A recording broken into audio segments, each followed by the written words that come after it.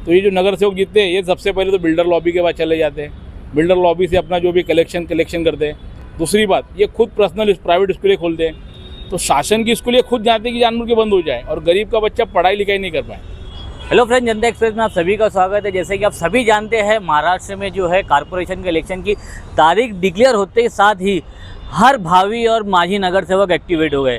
लेकिन क्या ये सही है कि भिवंडी शहर में हम आपको बताना चाहेंगे कि ऐसे कई सारे जो नगर सेवक है जिन्हें पढ़ना लिखना नहीं आता है, तो उनके जो लोग क्षेत्र के जो लोग हैं किस तरीके से परेशान रहते हैं। तो हमारे उसी सिलसिले में आज हम बात करेंगे। हमारे साथ एक समाज सेवक है सज्जाद शेख, हम उनसे जानना चाहेंगे कि एक आखिर नगर सेवक का काम क्या होता है और नगर सेवक कैसा होना चाहिए। सज्जाद भाई, हमारे चैनल में आपका स्वागत है। नमस्कार। हमारा सवाल यही है कि आने वाली इलेक्शन लग गया है, तो आप समाज सेवक होने के नाते कैसा एक नगर सेवक कैसा होना चाहिए?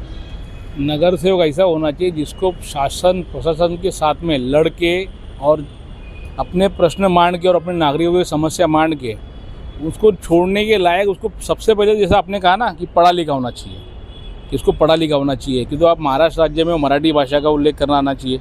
जिस नहीं पढ़े लिखे होने की वजह से क्या होता है, अधिकारी इनको गुमराह करते हैं और ये गुमराह होकर उसी तरह चलते जैसे अधिकारी इनको चलाते हैं। उस वजह से आज हमारा जो शहर है, जिससे कई वार्ड है जिनका विकास है ना ठप है, रुका हुआ है। ठप क्या, नाके बराबर ही है। आज भी हम लोग एकदम दरिद्र रेशे के नीचे रह रहे हैं। इनको गटर नालों के अलावा दूसरा कुछ काम समझ में आता है ना, एजुकेशन पे ना हेल्थ पे। नगर सेवकों को कोई चीज़ का तरीका नहीं है और आवाम को भी जागरूक होना चाहिए कि एक पैसे वाला चेहरा या ख़ानदानी चेहरा देखे बिना एक सुशिक्षित और जो पढ़ा लिखा नगर सेवक हो, जो समाज के लिए काम करता हो, जिसको समाज की जानकारी हो और जो लड़ सकता है, यहाँ आके इनके सवाल मान सकता है।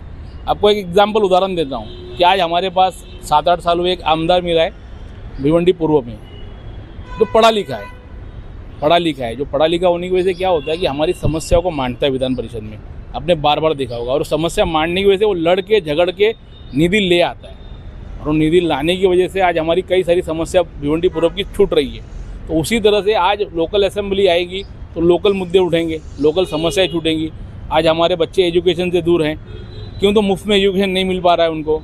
मनपा जो है तो उनकी म्यूनसिपल कॉर्पोरेशन की स्कूलें बंद कर रही है पट संख्या नहीं होने के कारण। लेकिन उन पट संख्या को बढ़ावा देगा कौन? तो ये जो नगर सेवक जीतते हैं ये सबसे पहले तो बिल्डर लॉबी के पास चले जाते हैं, बिल्डर लॉबी से अपना जो भी कलेक्शन करते हैं। दूसरी बात, ये खुद पर्सनल प्राइवेट स्कूलें खोलते हैं, तो शासन की स्कूलें खुद जानते कि जानबूझ के बंद हो जाए और गरीब का बच्चा पढ़ाई लिखाई नहीं कर पाए। तो एक नगर सेवक की परिभाषा ऐसी होती है कि जो पढ़ा लिखा हो, जिसको शासन के बारे में समझदारी हो, जो जानकार हो, जिसको पता हो कि लक्ष्य विधि क्या होती है, पुरौनी मांगनी क्या होती है, कि किस तरह से वो अपने कामों को मांग सकता है, अपनी निधि को मांग सकता है, ना कि अधिकारी के बताए हुए जरिए से काम करे और ठेकेदार के परसेंटेज पे टिके। बहुत बहुत धन्यवाद। तो ये हमारे साथ थे सज्जाद शेख, जिन्होंने एक बहुत ही स्पष्ट भाषा में लोगों को समझाने की कोशिश की है कि किस तरीके का आपका जो नगर सेवक है वो होना चाहिए, जो कि आपकी जो आवाज़ है जो सभा में उठा सके और आपके लोगों के लिए, हक के लिए लड़ सके।